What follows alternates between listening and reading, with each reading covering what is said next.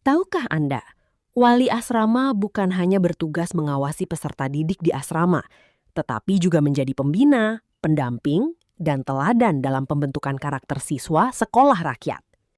Dalam profil jabatan, wali asrama harus memahami pengertian sekolah rakyat, tujuan asrama, trilogi sekolah rakyat, prinsip penyelenggaraan asrama, sarana dan prasarana, serta tugas dan tanggung jawabnya. Pada materi pembinaan asrama, fokus pembelajaran mencakup kurikulum asrama, jadwal kepulangan dan kunjungan, serta waktu dan kegiatan pembinaan peserta didik. Wali asrama juga harus memahami penilaian pembinaan, baik akademik maupun non-akademik, termasuk mekanisme pelaporan hasil perkembangan peserta didik. Selain itu, pemahaman terhadap SOP dan tata tertib asrama menjadi bagian penting untuk menjaga ketertiban, keamanan, dan kenyamanan lingkungan asrama. Karena jabatan ini berada dalam rumpun penata layanan operasional, peserta juga perlu mempelajari pengertian jabatan, kisi-kisi ujian PPPK, serta materi teknis yang berkaitan dengan layanan operasional. Jangan lupa memahami dasar hukum yang menjadi landasan pelaksanaan tugas, mulai dari Undang-Undang Sistem Pendidikan Nasional, Kesejahteraan Sosial, hingga berbagai peraturan presiden dan instruksi presiden terkait sekolah rakyat dan pengentasan kemiskinan. Pada rekrutmen PPPK Sekolah Rakyat Kementerian Sosial, wali asrama merupakan penugasan atau role, sedangkan penata layanan operasional merupakan jabatan pelaksana ASN yang menjadi dasar pengangkatan dan penilaian kinerja. Tugas wali asrama di sekolah rakyat tidak hanya menjaga ketertiban asrama, tetapi juga mengelola layanan asrama secara sistematis. Oleh karena itu, kompetensi yang dibutuhkan selaras dengan kompetensi penata layanan operasional, yaitu mampu menganalisis permasalahan operasional asrama, merencanakan solusi berdasarkan hasil kajian, mengkoordinasikan pelaksanaan layanan, memastikan layanan asrama berjalan sesuai prosedur, mengevaluasi dan memperbaiki layanan asrama secara berkelanjutan. Dengan kata lain, penata layanan operasional adalah jabatan ASN, sedangkan wali asrama adalah fungsi kerja yang dijalankan melalui jabatan tersebut. Selanjutnya, kita akan memulai latihan soal. Siap ya Bapak Ibu ya. Kita masuk ke soal yang pertama.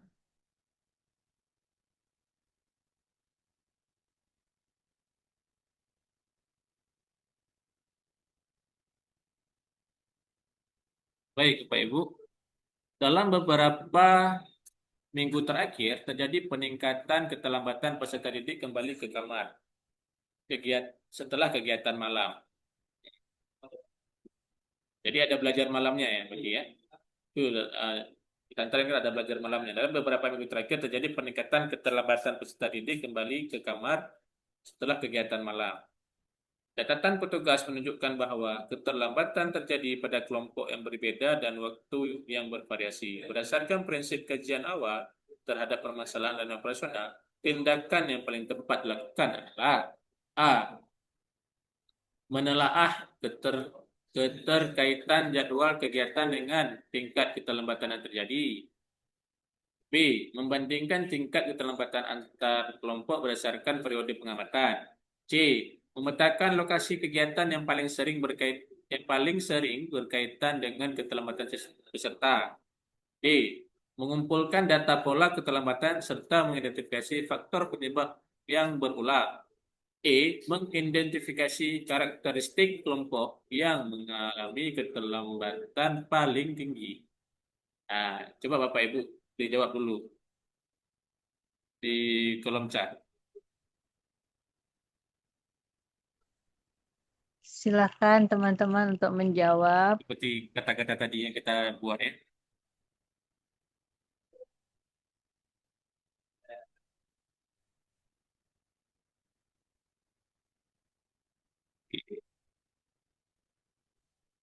Ada lagi.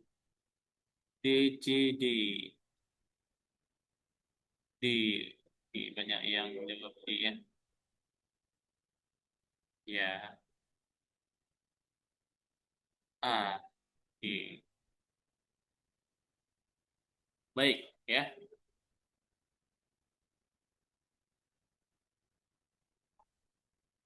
Ya, jawabannya adalah D, Bapak Ibu. Tadi sudah kita bahas ya. Jawabannya D. Pembahasan kajian awal bertujuan mengidentifikasi akar masalah, root cause, bukan sekedar melihat gejala ya. Jadi opsi D ini adalah satu-satunya yang menggabungkan dua aktivitas penting dalam melakukan kajian awal, mengumpulkan data pola, ya, pola waktu, kelompok, dan mengidentifikasi faktor penyebab. Nah, ada dua dia sini, ya, mengumpulkan data dan mengidentifikasi. Jadi kalau misalnya ada dua kegiatan aktivitas yang di dalam satu jawaban itu yang paling tepat. Kita harus jeli-jeli juga ya melihat ya tadi mengidentifikasi ya. Kalau yang dia mengumpulkan data serta atau dan mengidentifikasi faktor penyebab. Nah, di situ harus kita lihat jawaban yang melakukan dua aktivitas yang saling melengkapi ya, menggabungkan dua aktivitas penting ya. Itu ada pengumpulan data pola, mengidentifikasi faktor penyebab. Nah, jadi itu sesuai ya dengan prinsip pertama siklus penataan operasional, melakukan kajian awal terhadap permasalahan lain operasional. Jadi trik kuncinya Bapak Ibu, dalam soal kajian awal, nah, tadi satu, tadi yang kita sebutkan, kita perlu cari jawaban yang mengandung dua unsur, ya, data pola dan identifikasi penyebab. Hindari opsi yang hanya membandingkan tanpa mencari penyebab, ya. Baik, langsung ke soal nomor 2.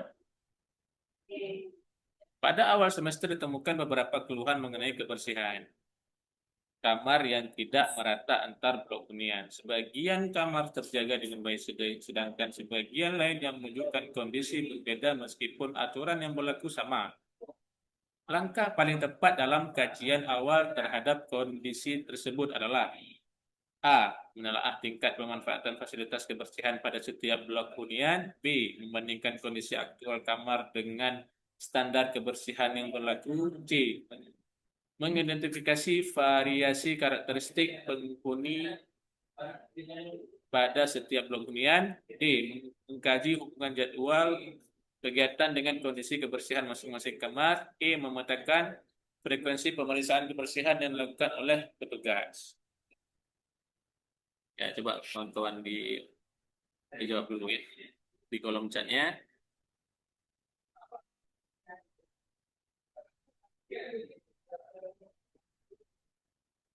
Ya, di situ kuncinya itu adalah aturan sama tapi hasilnya berbeda ya. Nah,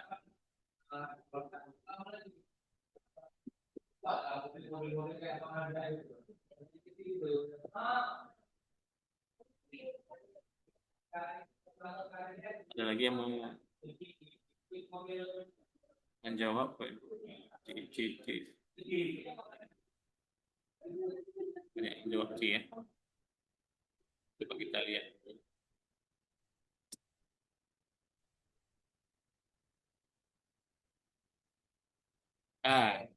Betul ya yang jawab C ya.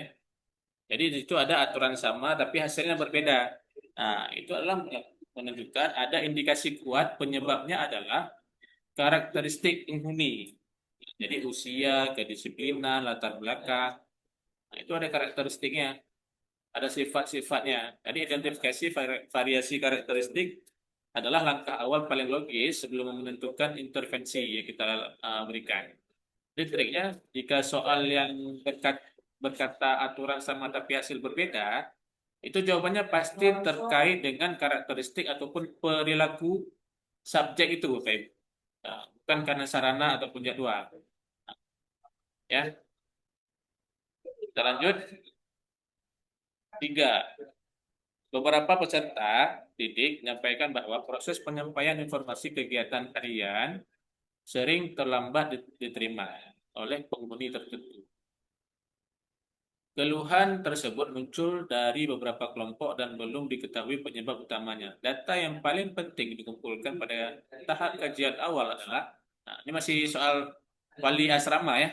Semua soal wali asrama malam ini kita bahas. A. Riwayat perubahan jadwal kegiatan selama periode berjalan. B. Tingkat partisipasi peserta didik dalam setiap kegiatan yang dilaksanakan. C. Data alur penyampaian informasi serta titik terjadinya hambatan komunikasi. D. Karakteristik kelompok penghuni berdasarkan lokasi tempat tinggal mereka. Dan E. Frekuensi penggunaan media informasi yang tersedia oleh para penghuni. Ini pasti soalnya hot nih keluarnya. Ada lagi soal-soal yang bersifat ini, soal-soalnya memang hot-hot begini. Ya, high order thinking yang menguji kemampuan berpikir tingkat tinggi. Ya, bagi calon peserta, bagi calon ASN.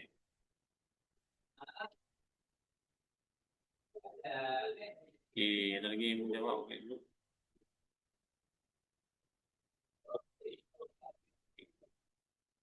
Baik, kita lihat ya.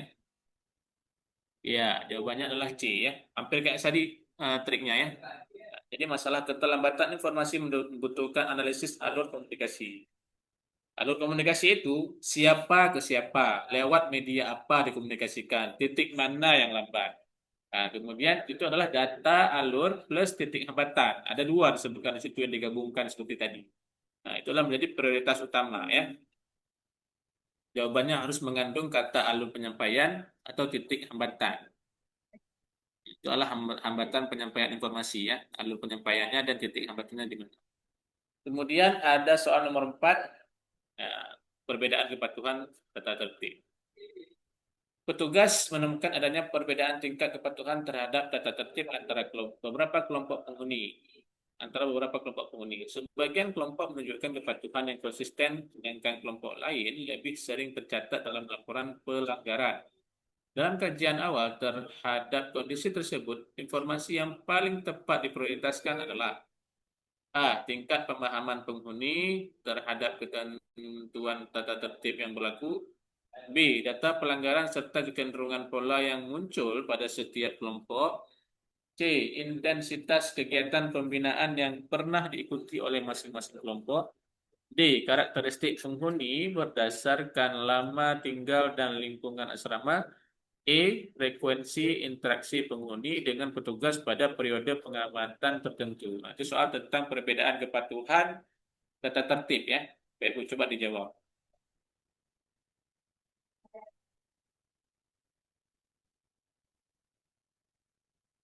E.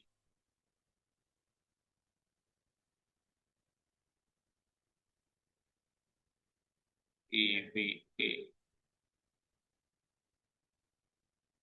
Itu kita lihat ya.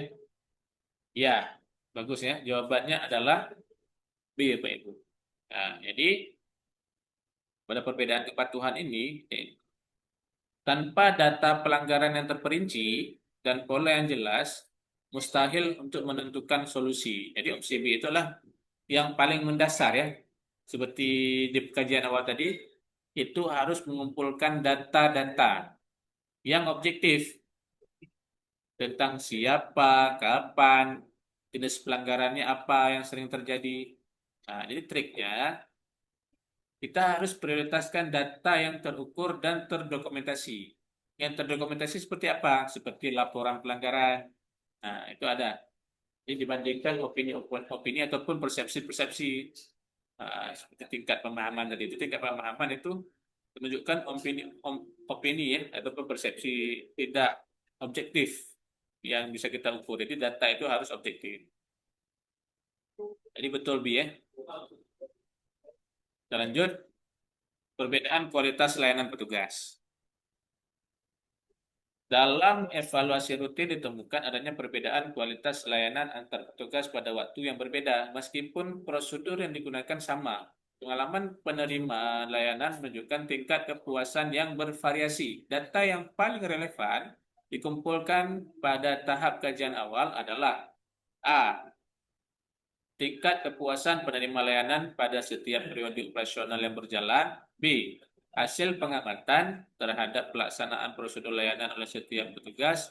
C. Frekuensi penggunaan layanan oleh peserta didik pada berbagai waktu kegiatan. D. Karakteristik petugas berdasarkan pengalaman kerja dalam bidang pelayanan.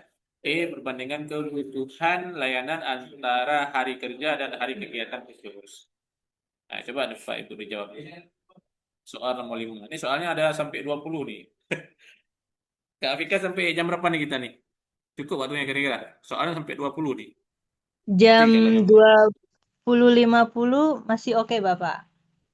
itu 20.50 masuk ke pertanyaan atau langsung selesai 20.50 dengan Selesai soal ini? 20.50. Dengan soal ini ya. Iya, benar. Baik, baik. Baik, kawan-kawan, coba dites jawab dulu. Nanti mungkin sebelum kita tutup, kalau memang ada pertanyaan bisa ditulis di kolom chat atau bisa langsung juga ya Mbak Mika ya. Hmm, kita lihat Iya, di keadaannya. Bapak. Iya, ya. Oke, ini ada yang jawab A. A. Oke, yang lain mana? Ini mana yang lain? Oke, ya, kita coba lihat jawabannya ya. Jawabannya B, Pak Ibu. Nah, jadi A itu tingkat kepuasan penerima layanan pada setiap periode operasional yang berjalan ya. Jawabannya benar itu B. Nah, kenapa? Karena DB itu adalah prosedur, di situ kan soalnya prosedur sama tapi hasilnya beda ya. Itu penyebabnya ada pada pelaksanaan prosedur oleh petugas. Nah, di situ kita sebagai penata layanan operasional melakukan observasi langsung terhadap cara petugas melayani, itu adalah paling relevan, melakukan observasi langsung, melihat langsung. Nah, di situ B ya, hasil pengamanan terhadap pelaksanaan prosedur layanan oleh setiap tugas. Nah, hasil pengamatan, mengamati. Dia ada kata-kata seperti observasi itu kan mengamati ya. Nah, kata-kata untuk kita mengkaji permasalahan itu memang tugas penataan operasional PMI. Nah, jadi triknya, jadi jangan langsung menyalahkan karakteristik petugas, atau tingkat kepuasan, kan ya. Jadi kita sebelum menyalahkan itu, opsi D itu sebelum melihat itu melihat faktual, secara faktanya, secara nyatanya bagaimana yang sebenarnya terjadi, melakukan observasi langsung kepada setiap petugas. Nah, bagaimana mereka bekerja ya. Nah, jadi observasi itu lebih betul ya daripada asumsi semata, berasumsi tidak tidak valid ya. Nah, kalau asumsi itu hanya berupa pendapat ya. Kalau observasi dia berupa data secara objektif dengan cara melihat langsung. Baik, soal nomor 6, pemetaan hambatan informasi ataupun instruksi ya. Terdapat keluhan bahwa sebagian peserta didik mengalami kesulitan memperoleh informasi mengenai jadwal layanan tertentu. Ya, masih dari wali asrama soalnya keluhan muncul secara berulang dari kelompok yang berbeda dan belum diketahui letak hambatan utamanya. Instruksi yang paling tepat dalam pelaksanaan kajian awal. Nah, lagi-lagi kajian awal ya. A. Menelaah tingkat pemanfaatan media informasi oleh setiap kelompok penghuni. B. Membandingkan waktu penerimaan informasi antar kelompok yang berbeda. C. Mengidentifikasi variasi kebutuhan informasi berdasarkan karakteristik penghuni. D. Melakukan pemetaan proses penyebaran informasi dari sumber hingga penerima. E. Mengkaji keterkaitan jadwal kegiatan dengan waktu penyampaian informasi. Baik, Bapak Ibu, disilakan. Jawab dulu di kolom chat.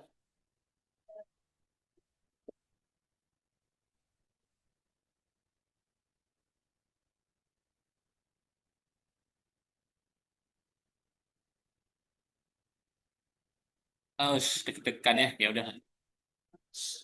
Deg-degan ini.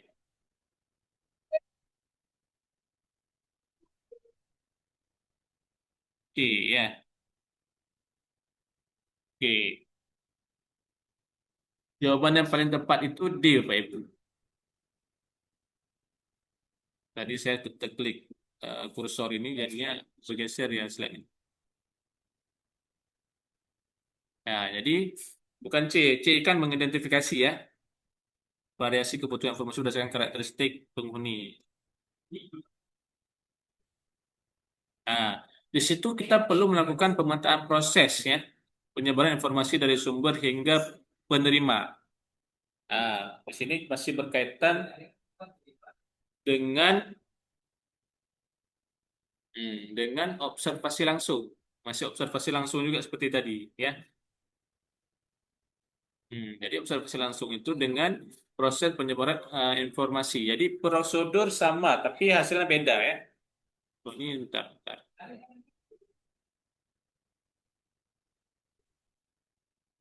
Ya, prosedur sama tapi hasilnya beda. Nah, itu penyebabnya ada pada pelaksanaan prosedur oleh petugas ya.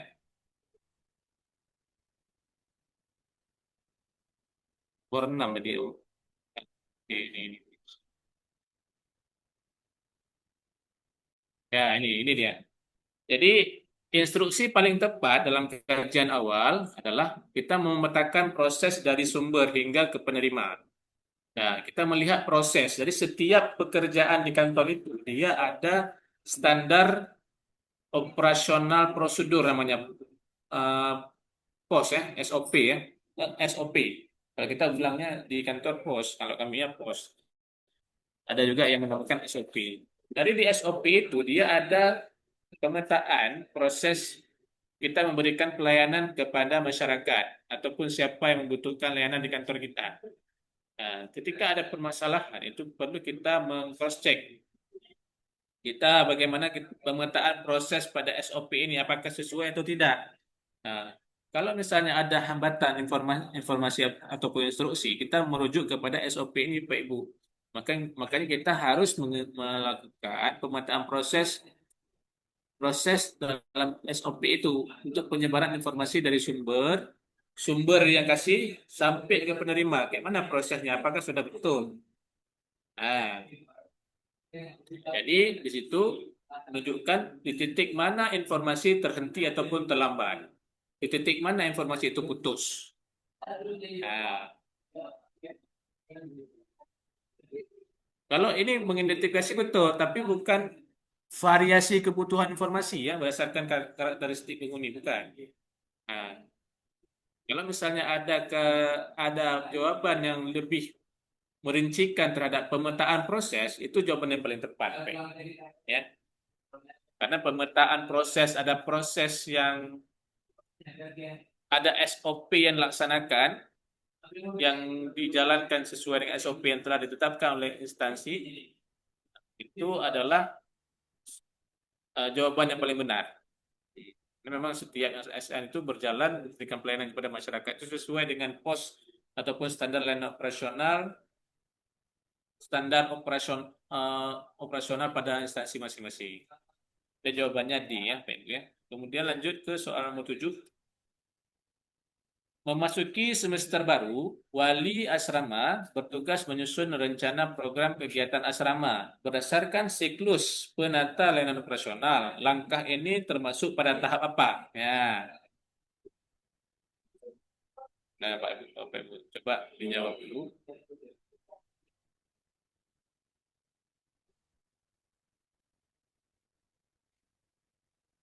B, B, B. Baik, kita lihat ya. Oke, ya, bagus Pak Ibu ya. Sudah mengerti ya. Sudah banyak yang memahami ya terkait langkah-langkah ataupun tahapan yang ataupun siklus penatalan operasional dalam melakukan fungsinya pada si wali asrama ini. Jadi menyusun rencana program itu adalah masuk ke menyusun rencana layanan operasional. Ya. Jadi kegiatan menyusun program adalah bagian dari siklus kedua. Ya, tadi yang ke satu yang kajian awal. Yang kedua ini adalah menyusun rencana layanan operasional. Jadi sebelum melaksanakan, wali asrama itu harus merencanakan program yang akan dijalankan. Jadi urutan siklusnya itu disingkat dengan PDCA. Ya. Nah, coba diingat PDCA itu triknya. PDP plan itu artinya rencana, D do melaksanakan, C, cek, evaluasi. Ya, sama tuh. Jadi CA ya. Plan, do, check. Jadi soal menyusun dan merencanakan itu selalu berada di tahap menyusun rencana layanan. Ya. Follow terus Bimbel Alfabet untuk materi CPNS dan PTPK lainnya. Jangan lupa untuk like, subscribe, dan tinggalkan komentar baik untuk mendukung kami. Bersama Bimbel Alfabet, siapkan diri Anda menjadi wali asrama profesional dan sukses menghadapi ujian seleksi wali asrama Sekolah Rakyat 2026.